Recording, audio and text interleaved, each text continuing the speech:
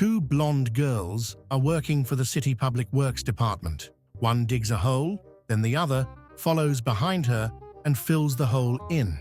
They work up one side of the street, then down the other, then move on to the next street, working furiously all day without a rest. One girl digging a hole, the other girl filling it in again. An onlooker is amazed at their hard work, but can't understand what they are doing. So, he asks the hole digger, "I'm impressed by the effort you two are putting into your work, but I don't get it. Why do you dig a hole, only to have your partner follow behind and fill it up again?" The hole digger wipes her brow and sighs. "Well, I suppose it probably looks odd, because we're normally a three-person team. But today, the girl who plants the trees called in sick." An older couple were going across the country by car. They stopped at a gas station, and he got out to fill the tank. The wife got out to go to the washroom, but the husband didn't see her leave the car. He paid for the gas and then drove off, leaving his wife at the gas station. When his wife came out of the washroom, she discovered that her husband had driven off. She waited for a while as she expected him to come back, but after a half hour, she went to the cashier and explained the situation. The cashier called the highway patrol, and they dispatched a car after him. The patrol car caught up with him, sounded the siren, and the man pulled off the road. The officer went to the man's car and told him that he had driven off without his wife and that she was still back at the gas station. "Thank goodness," replied the man. "I thought I had gone deaf." A lawyer dies and goes to hell. The devil pulls up his file and sighs. "You've been a naughty boy, haven't you? Extortion, fraud, theft, and even murder." The lawyer hangs his head in shame, and the devil pats him lightly on the shoulder. "I'm a fair guy. What I'm going to do is let you pick your own punishment." The devil leads him through the fields of tortured souls into his manor and down a long, dark hallway. Before them stand 3 large oak doors. "Now," says the devil, "you can look behind each of the doors and decide which punishment you want. But be warned, whichever you choose, you will endure for the next 100 years.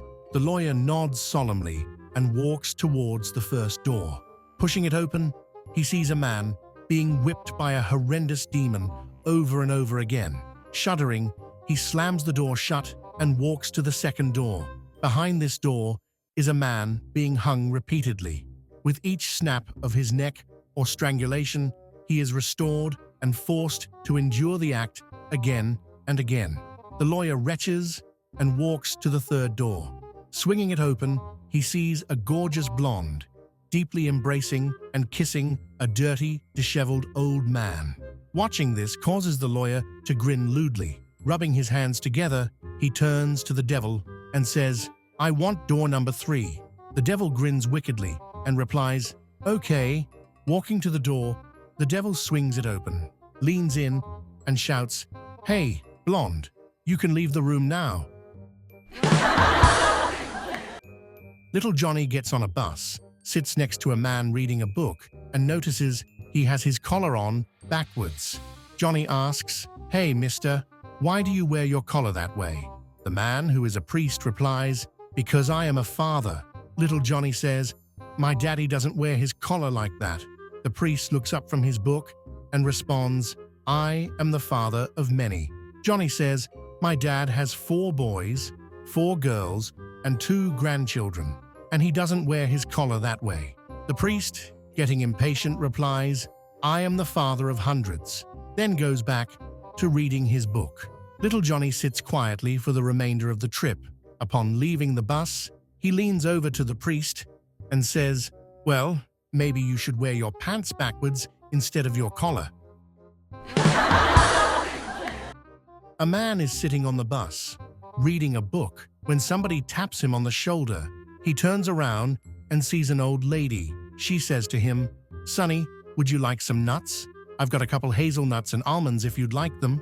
"Sure," the man replies. She gives the man a handful of nuts and returns to sit with her friends.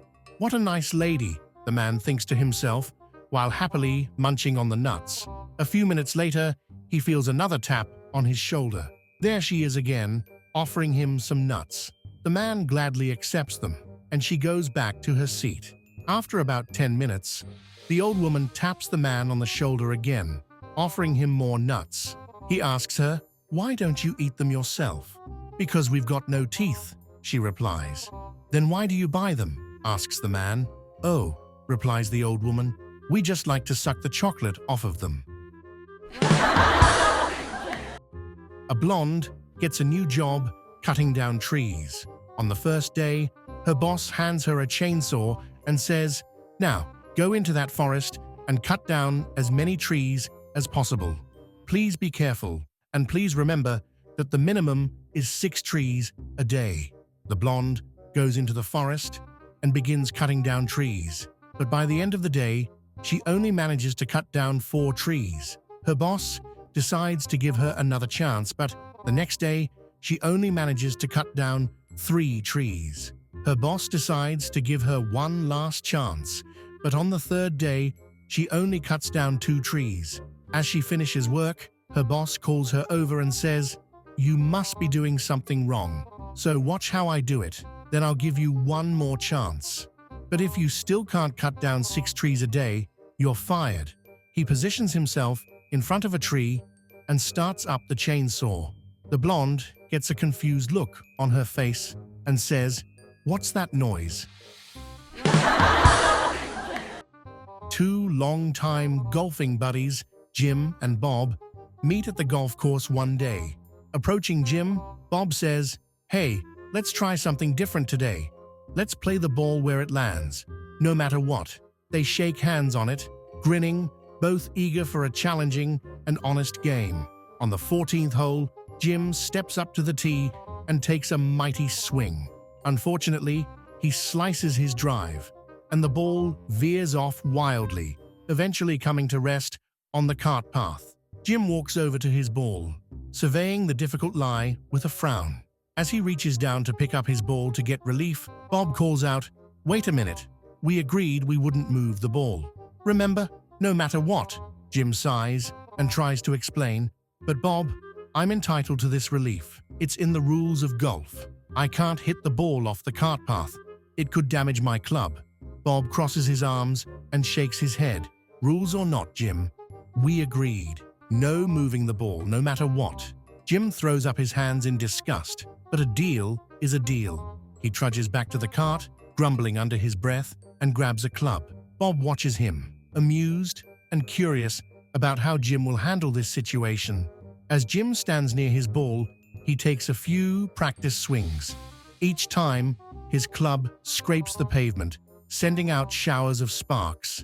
Bob winces at the sound, imagining the damage to the club, but Jim is determined to play it as it lies. Finally, Jim takes his shot. The club hits the path again with a loud crack, and sparks fly everywhere, but miraculously, the ball shoots straight towards the green. Both men watch in awe as the ball lands softly and rolls to a stop just 2 inches from the cup. Bob breaks into applause. "Great shot," he exclaims, still amazed. "What club did you use?"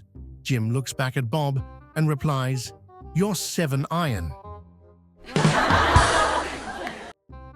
My friends, if you want to watch other funny jokes, subscribe to the channel.